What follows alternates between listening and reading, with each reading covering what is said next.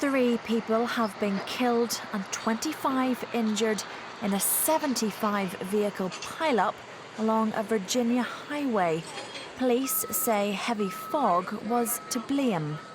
We had seen there was some carnage in front of us, and then all of a sudden behind us the UPS truck came and it just sideswiped our entire car on one side. We thought we were both dead. The tires were exploding on the truck that was on fire. We didn't know what it was, and you could just hear all of the cars hitting one after the other. The accident occurred in the Fancy Gap mountain area of Virginia, shutting down Interstate 77 in both directions. The Virginia Department of Transport says the accident backed up traffic for 8 miles.